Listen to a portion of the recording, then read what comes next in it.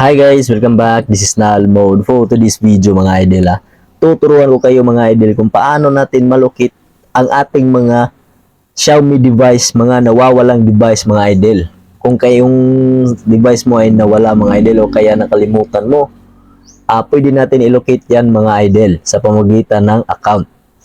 Kung wala kayong account mga idol at hindi na turn on yung find device sa inyong mga Xiaomi account, sa Xiaomi device, ay hindi yan ma-locate mga idol. Mas maganda ang naka-turn on yung find device mga idol. At saka may account kayo sa Xiaomi device. At kung hindi pa kayo nakasubscribe mga idol sa channel ko, please hit the subscribe button below and don't forget to hit the icon notification para lagi kayong updated sa mga bagong videos na ina-upload ko mga idol.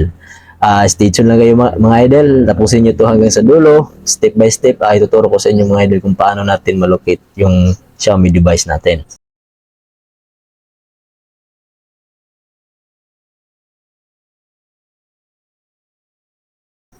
Una mga idol, dapat gumawa tayo ng Xiaomi account para malocate natin mga idol. Punta kayo sa mga browser niyo mga idol. Kahit anong browser mga idol, i-locate natin o gagawa tayo ng bagong account mga idol. Type nyo lang mi.com. Tapos paglabas dyan mga idol, kita nyo ganitong format mga idol. Sa gilid may 3 dash yan. At sign up lang tayo. Pagkatapos mga idol, kung gusto nyo mag-sign up with yung Google nyo, pwede naman. At saka mas maganda dito mga idol, create account tayo mga idol dito. Kita nyo naman. Tapos dito mga idol, create nyo dito yung account ng mga idol. Sa akin mga idol na may account na ako dito mga idol, di na ako gagawa. Pinakita ko lang sa inyo mga idol kung paano mag-create ng Xiaomi account mga idol. Pwede rin mag-create sa settings mga idol. Sa settings, mag-create kayo doon. Pakita ko lang. Pagkatapos nyo dyan, pwedeng sa settings, pwede doon sa browser nyo mga idol. Dito. Ito yung account ko mga idol. Pag ganito mga idol, pwede sa settings kayo gumawa ng account mga idol sa Xiaomi. Ganito yung interface niya mga idol kapag may account na kayo. Pagkatapos mga idol, ang pinaka-importante dyan ay dapat naka-turn on yung find device mga idol Dapat i-turn on yung find device para mas madaling malocate ng mga idol. Sa settings yan makikita mga idol, i-turn on nyo lang yung find device. Ganun lang mga idol. Turn on nyo lahat to. Pinaka-importante to mga idol. Grant.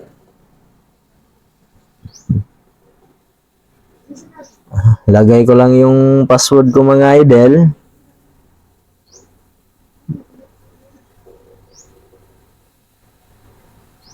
Checking password. Yon. Na-turn on na mga idol Pagkatapos nito mga idol, pagkatapos na turn on natin yan mga idol, ang pinaka-importante mga idol, punta tayo sa mga browser natin mga idol. Lipat lang tayo mga idol doon sa ipakita ko sa inyo mga idol sa desktop ko mga idol. Saglit lang. Pakita ko sa inyo kung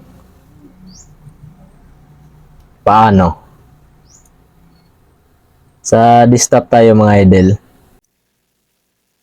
Yun.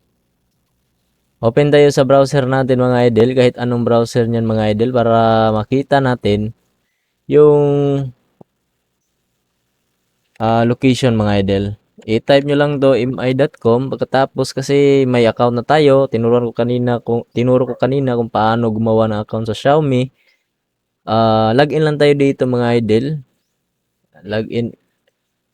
Login lang tayo. Yon, na-login ko na mga idol yung account ko. Pagkatapos mga idol, nandito na tayo sa Xiaomi na website mga idol. Tapos hanapin ninyo mga idol yung support dito mga idol. Nakita nyo naman. Pindutin yung support mga idol, click nyo lang yan. Tapos i-click ninyo yung find device mga idol. Kita nyo naman mga idol, i-click niyo yung find device. Yung Yung nakita nyo na mga idol. Kung nakalimutan nyo yung mga device nyo mga idol, kung nakalimutan nyo yung mga device nyo, nakita nyo naman, ito mga idol, oh. Ito yung location natin mga idol. Ipakita ko na yung location natin mga idol, ha. Kahit naka-off yan mga idol, yung ating location ay makikita yan ni Xiaomi Find Device mga idol. Dapat naka-turn on lang yung Find Device mga idol. At ang advantage pa nito mga idol, ha. At ang advantage nito, pwede natin yan i-sound check. Pwede natin i-play sound yan mga idol. Yung advantage ito sa play sound mga idol, yung pag play sound natin dito mga idol, pwede siya pindutin to para may sound na lumabas na alarm sa nawawala mong device. Kung nakalimutan mo lang, at saka pag play sound mga idol, naglo-locate yan kung saan yung device mo. Nilolocate niya mga idol. May umikot dito mga idol dito, nag-locate yan pag pinindot mo yung sound. At mayroon ding lost mode. Dito yung lost mode, if you enable yung lost mode mga idol, the device will be locked once it connects to the network. You'll have to enter your my account password to unlock para ba-unlock mo ulit mga idol. Yan lang mga idol, ito yung mga advantages mga idol. If nawala yung device mo mga idol, yan lang kasimple. At saka pwede rin i-erase data mga idol kung sakaling nawala talaga. Yan yun mga idol. At saka ito yung location natin mga idol. Yan mga idol, ito pinaka mas madaling paraan para malocate natin. Huwag nyo talagang kalimutan mga idol. Pag may Xiaomi device kayo mga idol, gawa kayo ng account una. Pagkatapos, i-turn on yung find device para kung nawala sakali yung mga device yung mga idol, punta lang kayo ng iba't ibang gadgets ninyo, kaya manghiram kayo o pumunta kayo ng internet shop o mag-internet kayo doon, login nyo lang yung MI mga idol, mi.com, tsaka login nyo, tapos pindutin mo yung support, yung kanina, tapos makita mo dito mga idol, oh. Yan yun, tsaka may percent pa ng battery ng device ko mga idol. Ito yung device ko, located just now. Yan mga idol, at saka may option kayo dito, sound, lose mode, erase data mga idol.